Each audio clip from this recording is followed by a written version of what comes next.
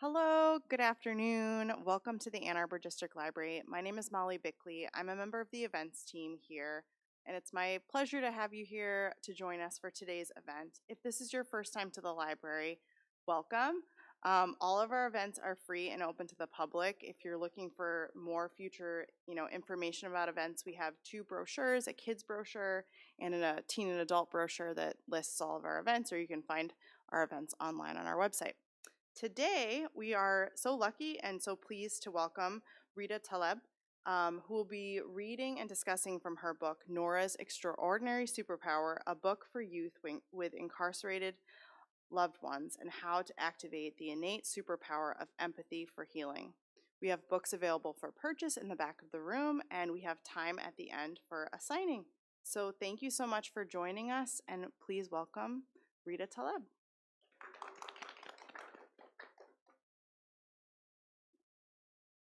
Hello. Okay, I just wanted to check if this was on. Hi everyone. Hi again, Rita. So the first question that we have is, as a decarceration advocate, you grew up in Dearborn and Detroit, Michigan, and now you're working in New York City and across the country. So because of this, did you always know that you would be a community advocate and doing this sort of grassroots organizing in this movement? Is this on? Okay, perfect. Well, thank you so much. Good afternoon, everyone. Marhaba, assalamu alaikum. Thank you so much for attending. I always knew actually that I wanted to be a community advocate. I just didn't know the scope of the work that I would be doing. So, fresh out of high school, I worked for an amazing organization called Access, the Arab Community Center for Economic Social Services. Some of you might know about it. And I worked in the youth and education as well as the environmental department. And it was really incredible for me to see at a grassroots level what it really meant to fight for equity and inclusion in a real way. So, not just in terms of language access and justice, but in terms of fighting for environmental rights of our community there, especially in the south end of Dearborn. It's traversed heavily by factories and trucks, and there's a lot of pollution and contaminants in the air. So it was really powerful for me to work under grassroots leaders who role modeled for me what it was like to actually show up for your community, to actually create with and for people who are proximal to the issues that we hope to heal or to solve. Many times we find that, unfortunately, we have people thinking that they can just come up with solutions and impose them onto a community or a demographic without ever really knowing or paying attention to those people's lived experiences, and also giving those people agency over their lives because they are proximal to those issues, listening to them and understanding what they need from their vantage point and their perspective. So I will say, yes, I always did know. I'm very grateful to have transitioned to decarceration advocacy because this is near and dear to my heart. When I was 6 years old, my father became incarcerated. And so, as you can imagine, it was really difficult for my family. My single mom, certainly raising 8 children on her own, me being the youngest of those 8 kids. Add on top of that, being Arab American and Muslim and having really compounded marginal identities. So, yes, I did always know I wanted to be an advocate. I didn't know that I would be doing this work in New York City as well as here in Detroit. Yeah, your work is really inspiring, and like your story as well. And kind of going into that too, with the second question, I wanted to ask: as an art form, storytelling may require you to draw from and also share the lived parts of your lived experience that you have mentioned. And these things, they might be painful and also may leave you feeling vulnerable at times. So, how has storytelling shaped you, and how do you infuse storytelling in your body of work?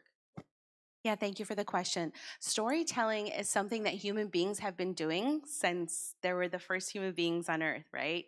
It's innately who we are. All of us have the power to storytell, and all of us storytell even when we don't know that we're storytelling. Actually, the first time you meet somebody, you begin to share pieces and parts of your identity with them through the language that you either speak natively or just by introducing who you are, or perhaps bonding with them over a situation or a circumstance that you all might be going through together. So, parts of the story loosely resemble my life and my lived experience. But much of the story was created really to help children currently dealing with parental incarceration understand that they too can use storytelling as a healing art form. And so we really wanted to role model that and give children an opportunity to have agency over their lives.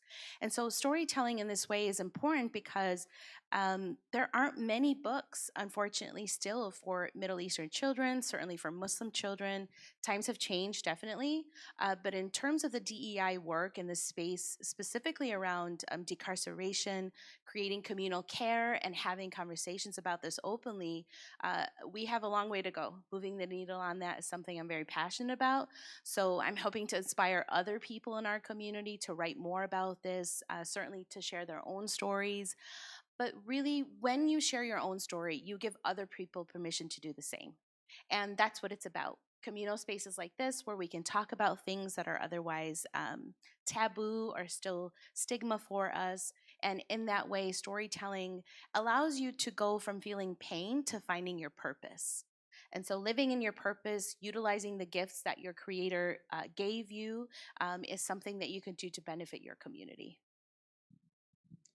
Yes, I definitely agree. I would like to say like storytelling is definitely like a very big way, kind of like journaling or any sort of art form or expression to help heal yourself. And um, moving on with the next question, with that too, part of your work involves trauma-informed healing justice workshops for justice impacted families.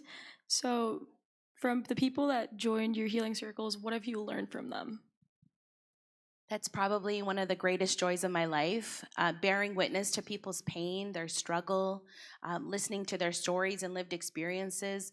It really is such an honor to be able to bear witness to people's struggles. I think that's something we forget, whether it's in the nonprofit space, policy-wise, that people's stories are not just about them healing and liberating themselves, but it's important, especially, given that it is Ramadan right now, and we're in the month for Muslims of really understanding our worldly needs, having compassion for people who are under-resourced, and also taking inventory of those things that we ought to be grateful for. So this is something that's very important to me, and I'm just really grateful to be able to be on this journey. Noura has now visited 8 cities and been able to touch people's lives and transform hearts, and to actually create moments for knowledge and education in a communal setting. So what I've learned from the people that I have the honor of serving as a trauma-informed healing facilitator is that people know what they need. And I think we forget that. When we're going through difficulty or pain or struggle, we forget that we actually embody all of the things we need in order to overcome a situation or perhaps overcome a circumstance that we might be dealing with. So I've learned by listening that those people already have the tools inside of them. My job is to really cultivate and remind them of who they are and all of the amazing qualities and attributes and the genius they have within them. And so when we take the time to create spaces for people to heal, to share their stories, we activate within them an opportunity for them to be the highest potential of who they could be.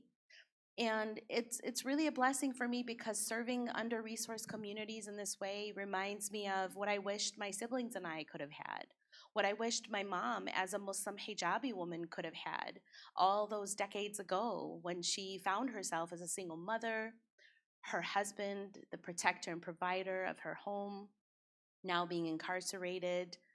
There was just not enough systems or resources in place institutionally or even at a communal level for her to feel that she belonged, for her to feel seen, for her to feel heard. And I think that's one of the beautiful things about being a facilitator in that way is I'm really able to offer mothers who I see my own mom in, children who I see myself or my siblings in. The last thing I'll share is, because I could go on about these amazing people that I'm so blessed to serve, is Arab American and Muslim families, children, women dealing with incarceration have a lot more in common with other folks who are justice impacted than we know. And I think one of the most powerful things is bringing that knowledge and awareness to them, that all of us who are justice impacted are impacted by the same mass incarceration system, are impacted by the same surveillance systems, right? So it all goes back to how Black and brown bodies are being policed, how they're being surveilled, and certainly the trauma that comes from that in a really physical way, in a mental way, and in a communal way. So a lot of these amazing people that I work with no longer just see themselves as isolated, that they're unfortunate, that they're individuals. They see themselves as a part of a community, and they see themselves as grappling with something that other people are as well across many racial, ethnic, demographic, socioeconomic status lines. Yeah, thank you for that answer. I think that I definitely agree.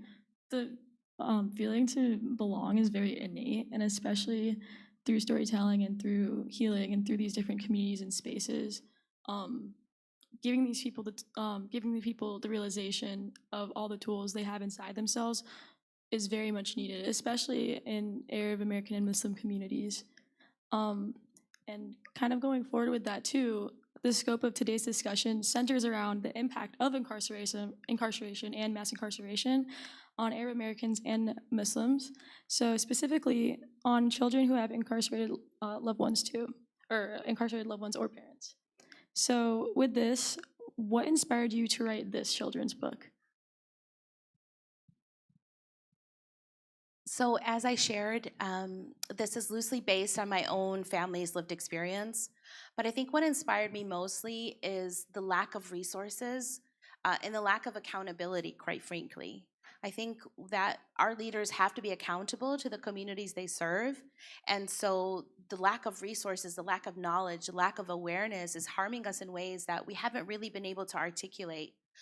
What I think is important to also mention is the fact of how our government has egregiously failed to include a box for us on the census. That's impacted MENA communities in ways for decades that are really, we're not even able to understand as of yet. But those civil rights include the rights of folks who have been incarcerated, their families, or people who are re-entering their communities after being separated for a long time. And so it's really important for me to mention those things for us to understand them within the context of that, and having funding for that, for the mental health, certainly funding for folks re-entering in a number of ways, right? Like housing, finding a job, being able to walk into any space or room and feel confident that they have something to contribute. And also removing the shame and the stigma to where people who have served their time don't feel that they are consistently and constantly being punished. Our laws and our Constitution tell us that if you have served the time for a crime you've committed, then that's it. You ought to have a clean slate, and you ought to be able to be seen as somebody who's redeemed and somebody who is able to re-enter community and be a productive part of your community as well. Yes, definitely. Um, I think that incarceration has definitely impacted a lot of people in a lot of different ways, whether that be psychologically, through their community, and so on. Being in public health, just seeing like the social determinants of health and like mass incarceration and its intersection with public health, recognizing its especially its impact on different communities, and like you were saying, like it's how like closely the experiences we have with incarceration are very similar to especially Black and Brown communities with being surveilled.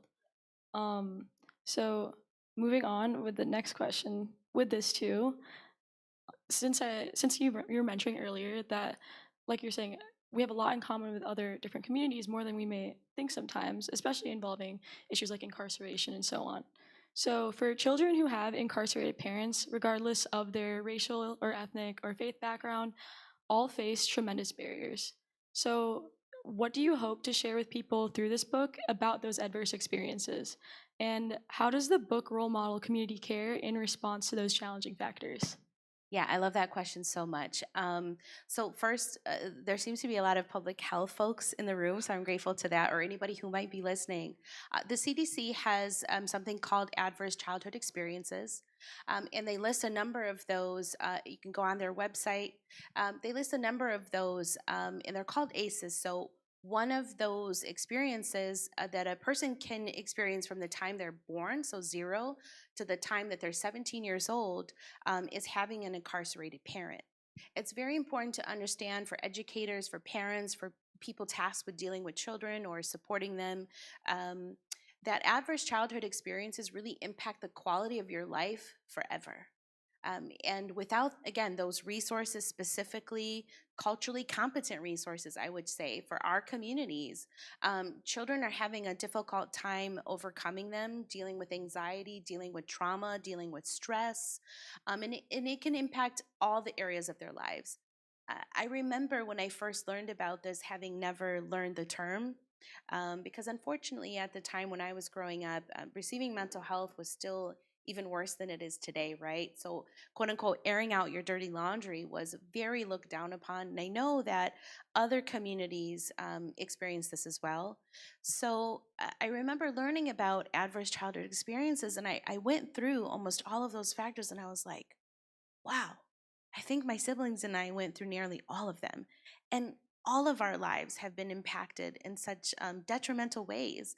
So it reminded me of how grateful I am that I had my mom, that I had educators who believed in us, who inspired us, who didn't see us for who we are in these circumstances, but saw the potential in who we could be.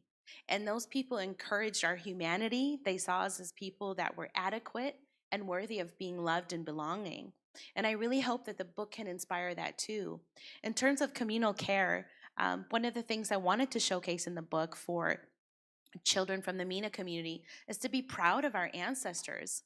Like our ancestors, even as Muslims, have been a part of making this country hundreds of years ago, from the time the first Muslim came here to the United States.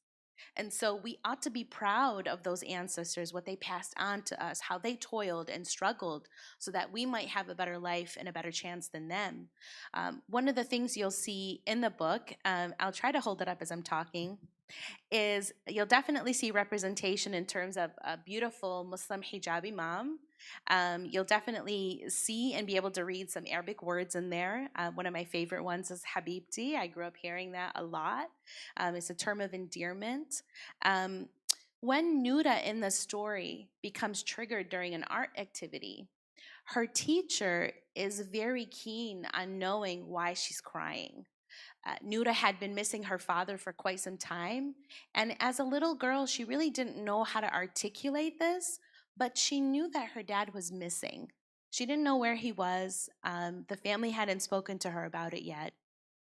And so you get to see the reader, you get to see her journey of how she goes through this discovery.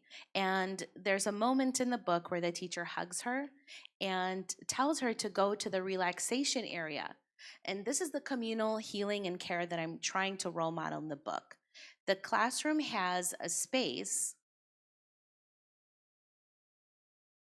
where you can see that Noura is surrounded by vibrant, beautiful colors. She's been taught how to do boxed breathing, which for you who are not familiar, boxed breathing is basically a 4-count way to deep breathe, and it allows you to reset and allows you to get a hold of your breathing, to kind of control the pace of your heart, to help you deal with any anxiety that you might be feeling when you're stressed out. So she's been taught to breathe by her teacher. And going into this little nook or corner in her classroom, she's also able to listen to relaxing music, also designed to help her relax so that she could be fully present and be a student, right?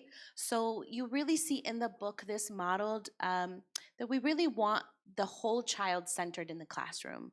However that child comes into that classroom, that they are accepted and loved, and they have a space where they can feel that they belong, and they're being taught the resources they need in order to get through their day.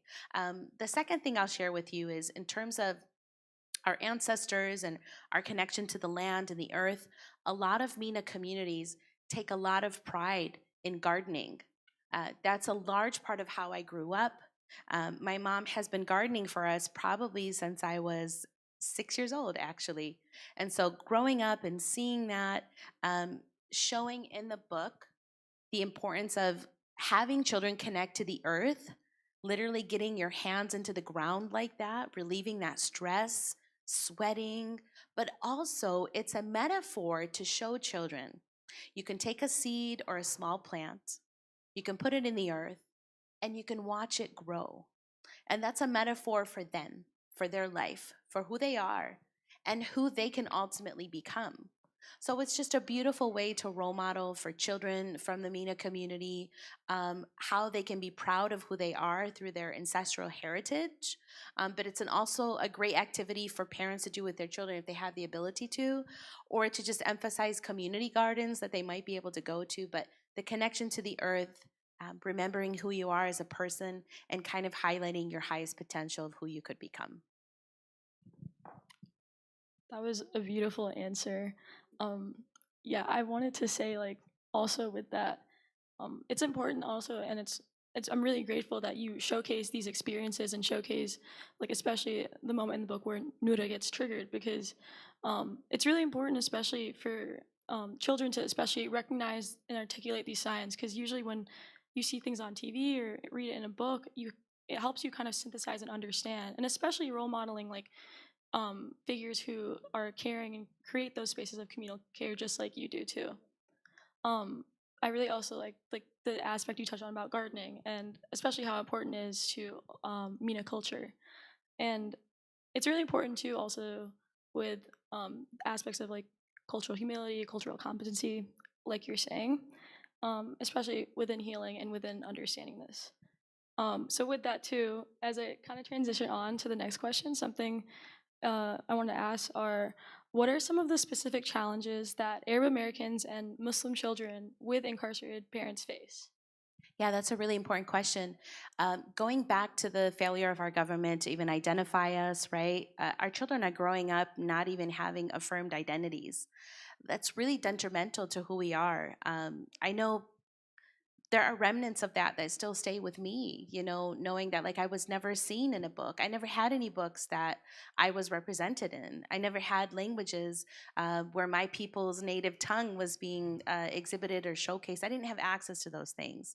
So I think what's harmful for MENA children or Muslim children is we are also still in the context of Islamophobia. All of these aspects are really compounding who we are as a marginalized community. And unfortunately, these things don't just go away on their own. We have to have these difficult conversations. And specifically, MENA or Muslim children are being surveilled. The irony of our federal government's, the irony of our federal government's position to not include us, have a box for us, is that they actually do track us in their own way when they surveil us. So whether that's through SARS reports or CVE policies, countering violent extremism policies, using the very label MENA, but yet they don't want to recognize us and give us a box in the census. So this is the irony there, is that they are currently collecting information on us using this category. When it is a negative thing towards us, it's happening, but when it's to benefit us, they won't use that label. And that's something that I really have a problem with. And so it's important for me as a community advocate, as somebody who does see myself now as an educator about these issues, to share that with the community so that we can fight for our rights and that we can demand that we are counted accurately as is required under the Constitution. So it's very important for us to know our rights, and it's very important for us to understand that Arab and Muslim children are growing up already having to deal with Islamophobia, already having a lack of resources for mental health or other support systems, and now children dealing with parental incarceration. It's just another layer of complexity and trauma that they have to deal with. So it makes things even more difficult for them specifically. Yes, that's a wonderful answer again.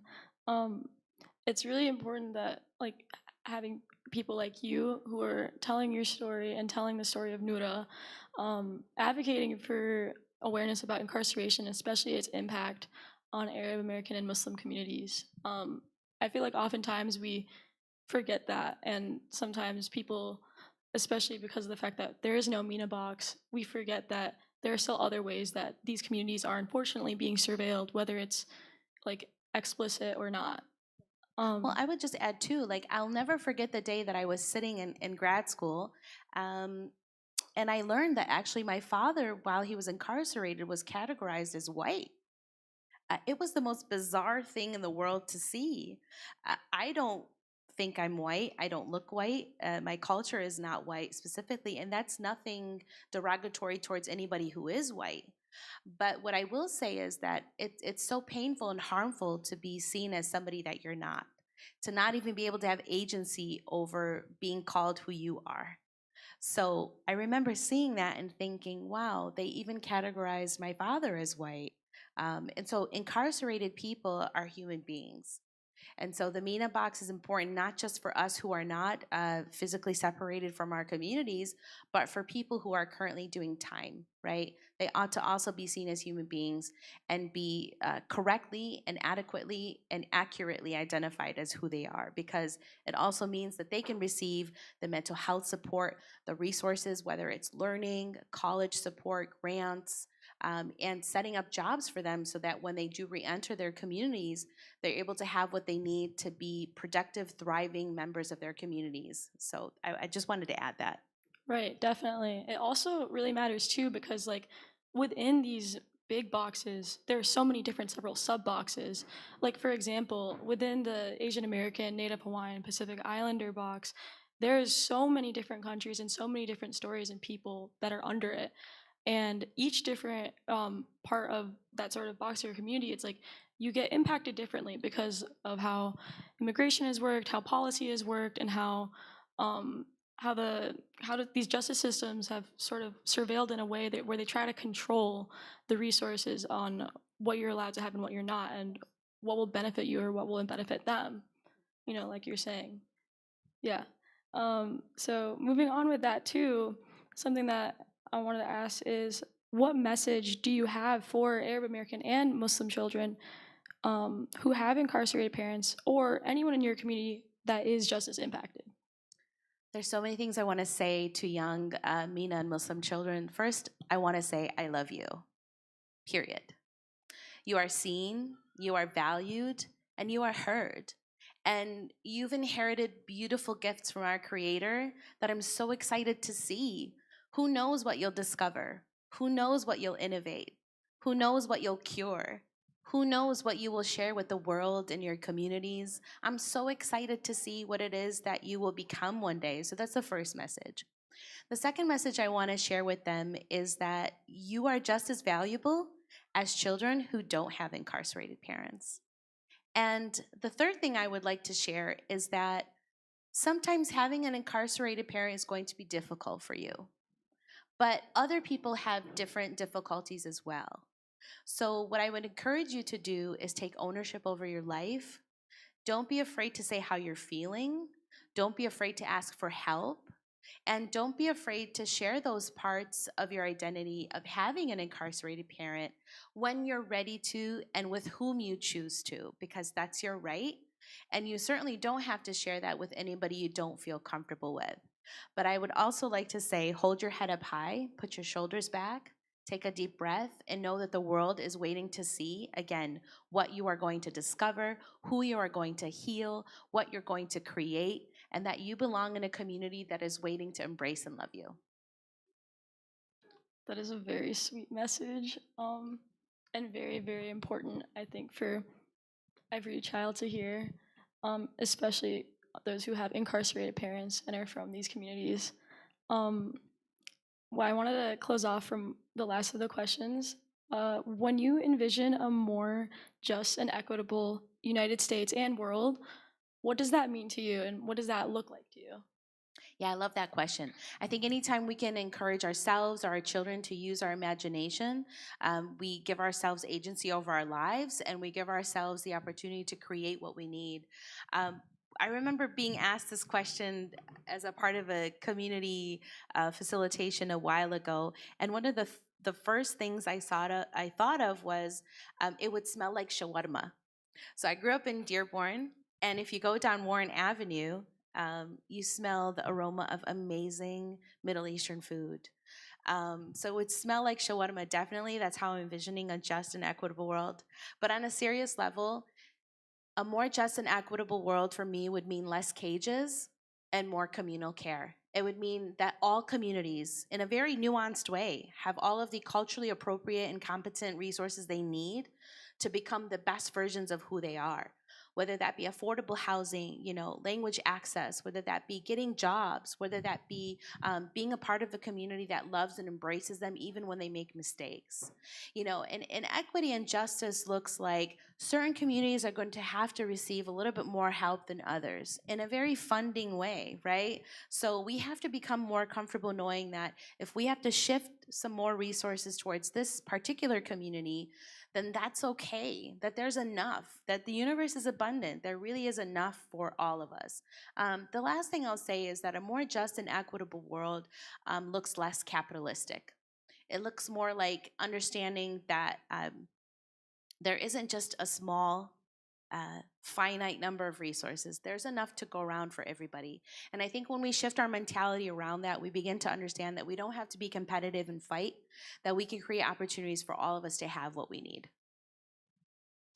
That is a very beautiful answer. And I definitely agree a lot with that. I wanted to kind of relate this to, I don't know how off topic it is or not, but I wanted to relate this to this saying in Tagalog. For reference, my mom is from the Philippines, but there's a saying in Tagalog. It's called bagsak, which means one down. And during the United Farm Workers movements and the Delano grape strikes, the two organizers, Cesar Chavez and Larry Leong, both from different communities who spoke different languages, were fighting for their rights. And they would end every meeting during their strike doing something called a unity clap. And one person would start clapping, and then everyone would around two in the room, and it would go progressively faster, right? And then they go isang bagsak, and then everyone stops at once. And Can we actually do that right now? Let's do that. Why don't you kick us off? I've only seen it The once. audience wants to participate. Okay, so let's do that right now. Actually, I would think this is a perfect way to end, and we're going to open it up for Q&A for anybody who has any questions. So can you lead us off with that? I would love to do that with you. So kind of to demonstrate it, we all start clapping like slowly together. You start, or all of us clap slowly at once, and then increase our speed. Yeah, so it's like we all start together like this or something, and then we go progressively faster. Okay. Isang bagsak. Woo! I love it. Yay. Amazing. Thank you so much. Yeah. I'm glad that we got to do that. I never got to do it before. But my main point was when you're talking about a capitalistic world and trying to not be competitive anymore to stop that, the point of the unity clap is to show how if one goes down, so does everyone else. And we have to just remember that, like, to create change and to vision the communities that we hope for, I think that it's important that we start by, like, going down with one another and helping one another to be in sort of that communal mindset. I love that. Yeah. Thank you so much. Yeah, thank you so much. Thank you. It's been wonderful to be in conversation with you. I'd love to open it up for the audience. If there are any questions that anybody would like to ask, just feel free to stand up.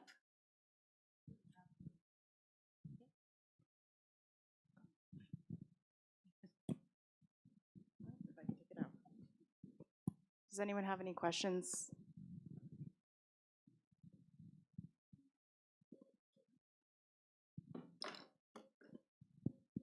I wanted to ask, so throughout your trauma-informed healing circles and all of the work that you've done with Arab American and Muslim families, so throughout all of these circles and the sessions that you've held, what are some specifically MENA struggles that have been going on throughout these trauma-informed healing circles, and what are some things that you always keep in mind throughout these conversations?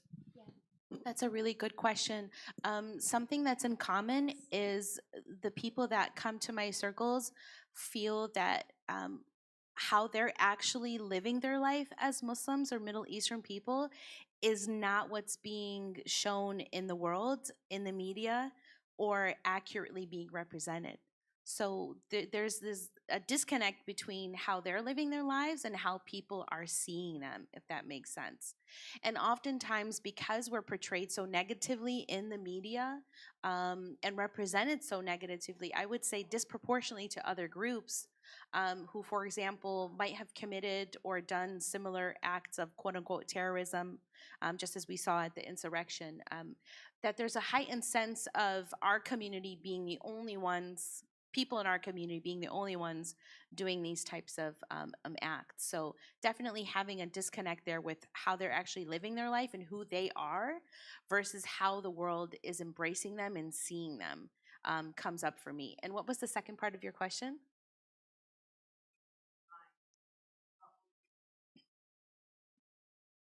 That's a good question. What I keep in mind is that the people who come to my circles, most of them do not have other safe spaces where they can be freely who they are.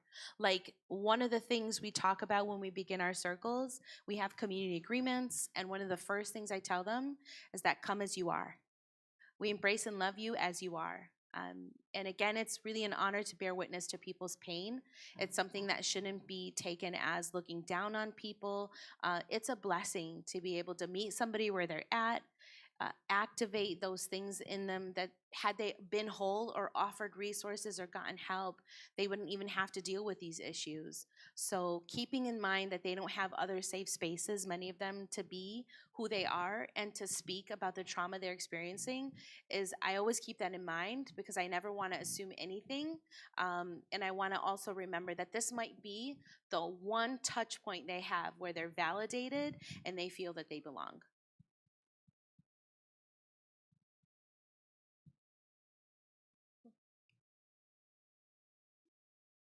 I first want to tell you just thank you so much. Everything that you said was just so beautiful and just like really personal. Like as you were speaking, like there was times where I was just really emotional because what you said really resonated with me. So just thank you for speaking up on this in a public setting and just building community here. Um, I wanted to ask like as future like community organizers or as like Arab or MENA identifying people or not. Um,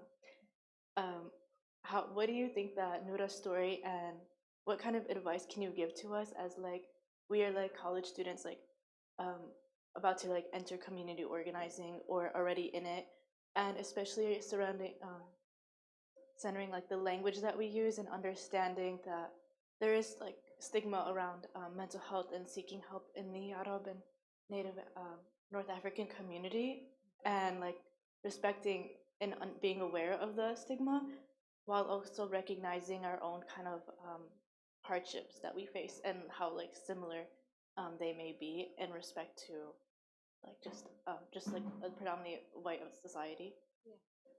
Yeah, thank you so much. It's really an honor to be here with all of you. I would say that Noura's message is about empathy. So if you haven't figured it out already, her superpower is empathy, and she uses empathy not just to heal herself and her family, but she uses empathy to actually forgive her father. And in the story at the end, you'll see that Noura actually bravely asks her father, because there's a point in the story where she's finally told what incarceration is. Noura actually bravely asks her father if he broke a law. And this is something I want to encourage in youth and in all of you is hold people accountable. Not just yourselves, but hold people accountable, whether they're in your family unit, whether they're in your community, they're elected officials, there are other folks doing grassroots organizing, or other people from outside of our community specifically, hold them accountable. And that takes a lot of courage. You're going to lose friends over it, maybe. You might not be liked or as popular on campus, perhaps. But fighting for a box on the census, just to bring it back full circle to your question, you might already see some people who are pushing back against that for whatever their reasons are. So it's important for you to be principled and to stay true to your values and to know that our community matters just like any other community. There is no community that is better than one. And actually, quite the contrary. When we understand that there is no one size fits all to every problem or struggle, when we pull those nuances out and we allow for communities to show how they're being traumatized or what the resources are that they need, that's when we can quicker get to the solution. That's when we can quicker remove those harms. So I would say even amongst each other as students, embrace and love one another. You might have some preconceived notions of who somebody is, whether they grow up like in a different zip code than you or from a different city than you. Like I grew up in the south end of Dearborn. Those are my family roots, but I also then went to the east end of Dearborn. And so there's sometimes this issue between East and West if you went to Fortson High School versus Dearborn High, and whose parents have money and whose parents have more cars. And you get into all of that competitive stuff, which really at the end of the day is detrimental to our own community. So oftentimes you're going to meet people in college that you probably would have never met had it not been for college. So use your student life and campus as a microcosm for how you want to see the world. Begin to treat people in the way that you want to see them be treated outside of the confines of this beautiful progressive city in Ann Arbor, and realize that there are parts of the country and even in this state that are not as progressive, is not as welcoming, and not as amazing as Ann Arbor is. So begin to practice in that way. And so, yeah, but first I would say definitely hold people accountable and begin with yourself and amplify that outward.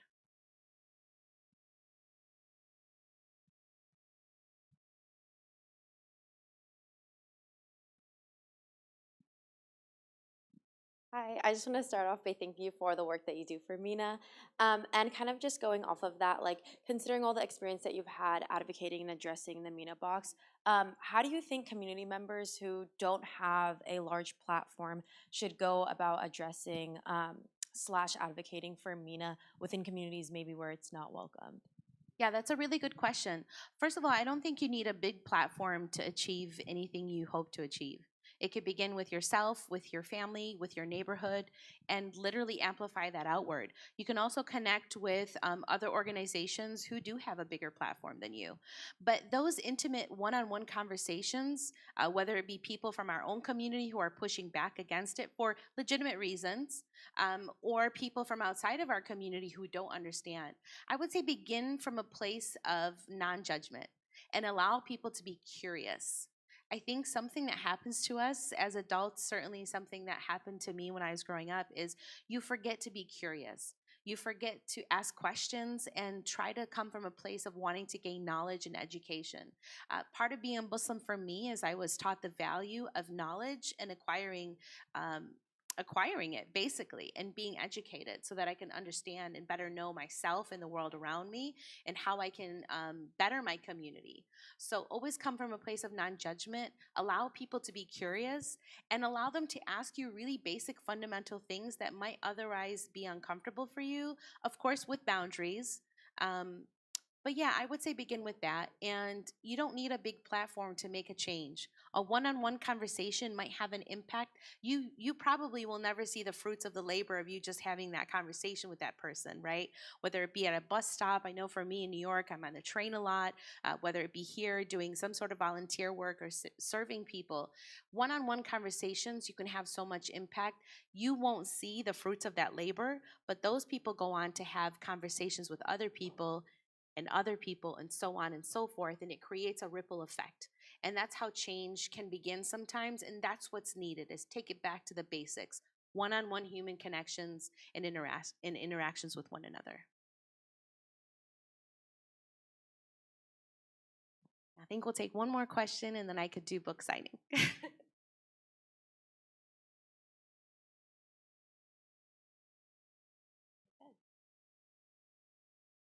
Let's give another round of applause for Reda Taleb. Thank you so much, everyone who came out. This has been such a wonderful event. It's been such a pleasure to listen to all of your questions. Such a great discussion.